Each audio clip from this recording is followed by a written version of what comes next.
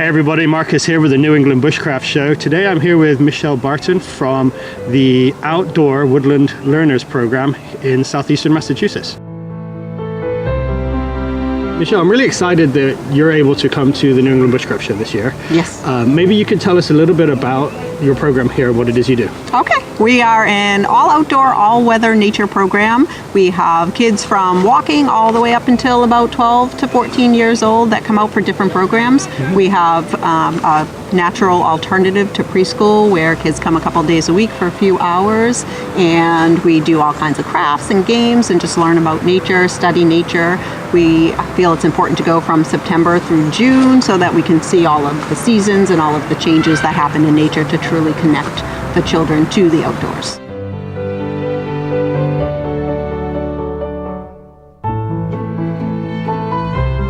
When we were talking earlier, we kind of noticed and talked about the fact that in Europe, in Sweden, in Norway, in the UK, it's a lot more common for kids to be outside. So maybe what's your experience here in the US, and how important do you think it is to have children of all ages get outside? Yeah. Well, that was the main reason that I started this program. I looked into forest kindergartens, they call them over in Europe, and they're very popular.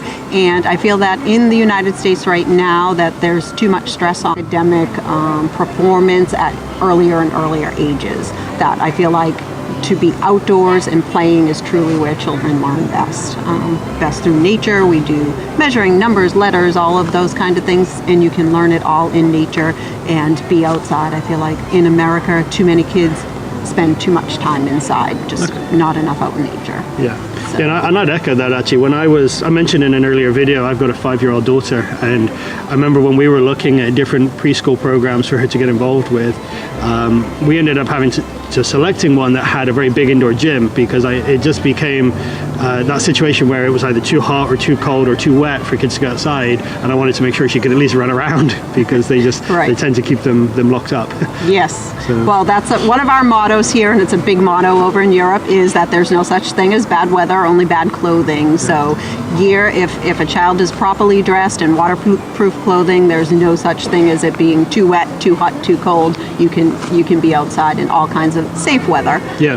Obviously a blizzard or a lightning storm is not safe weather, but all safe weather we are outside, and the kids, they don't even notice.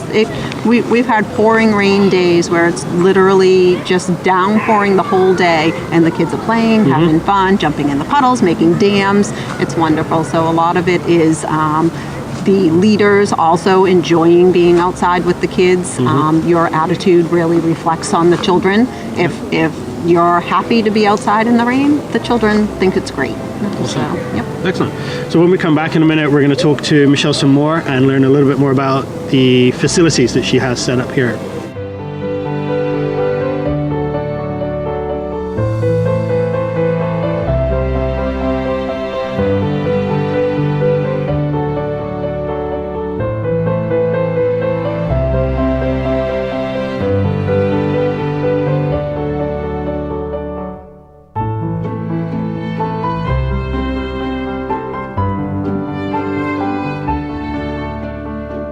Hey everybody, Marcus again with the New England Bushcraft Show. I'm just here with Micheles at the Outdoor Woodland Learners program. So Micheles and I had a little bit of a walk around this site earlier this morning, and I'd like to just kind of give her an opportunity to tell you what she's got set up here. Okay, we have our playground area that we start the kids at. We have a tractor swing and a tire swing and all that. We have animals, alpacas, horses, goats, chickens. The kids sometimes collect eggs. Sometimes we'll feed the horses or the alpacas some hay in the morning. We come out, we have our circle time. We call it Toadstool Circle, but it's all logs there right now because we moved the toadstools up to our new Toadstool Cafe that we just made with some log slice tables that Papa Jack, my husband, put together for us. And we have a mud kitchen with a stream. We have the teepee as our emergency shelter, and we'll go in there for snack or craft if it's really raining hard. We prefer to stay outside. So this is our main camp. We have our main fire area here, fire pit, mostly for the older kids. And then we do crafts and snacks over at the picnic table. We're going to be building a tree house above our play area over here.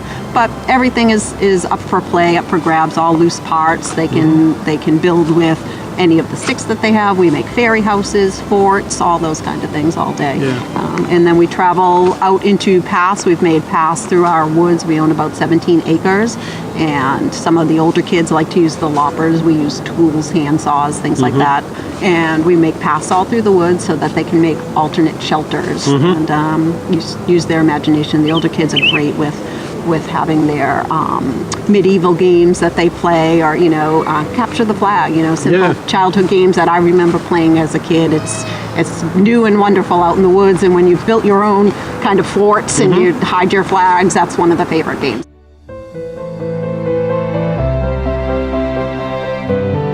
So Michelle, to the people that are coming to the show, some of them are going to be familiar with the term bushcraft. Yes. Others are not, but they may be familiar with outdoor learning and environmental education. So was the word bushcraft something that you were familiar with, and do you associate this program with bushcraft? I do for the older kids now. Bushcraft seemed to come from England. I follow a bunch of people in England. We used to do a wildcraft program here, which was a one-day, all-day thing where the bushcraft skills were introduced. Most of the people in America seem to say wilderness survival skills or things like that. So we try to interweave the two terms so that people become more acquainted with it, but I don't think it's as well known of a term here in the United States. Yeah, no, that's definitely my observation as well. Yes. Michelle's going to be joining us at the New England Bushcraft Show with some of her instructors. So when we come back in a minute, I'm going to let Michelle tell you about the programming that she plans to put on there.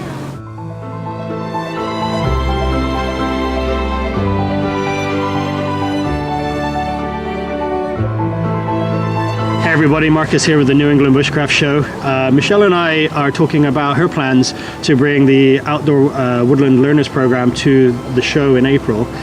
So she's putting on a phenomenal spread of activities for children and youth aged from basically walking, like a couple of years old, up to early teens.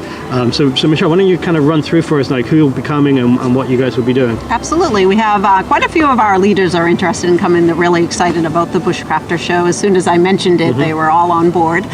So we're going to be setting up a couple of different crafts during the day as far as nature-based crafts. We might be making some mud paint with nature paintbrushes. Paper, we have just coloring for the younger kids. Matt and Gianna are interested in fort building, so we're going to hopefully sketch out a little area that we'll be able to make a little lean-to fort. We'll be doing fairy houses and gnome homes in one area. We're hoping to bring one of our small teepees. It's a replica of our big teepee. It's an 8-foot round small teepee that the kids can play in. So yeah, we're hoping to have a lot of fun activities going on for the kids. Just mostly arts and crafts, just letting the kids collect pine cones. We'll be making things with pine cones, glue, paint, all that kind of fun stuff. Awesome.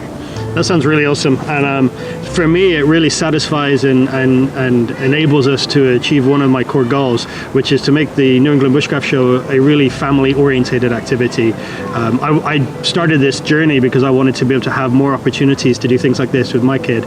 So I hope that you can come and bring your kids with you.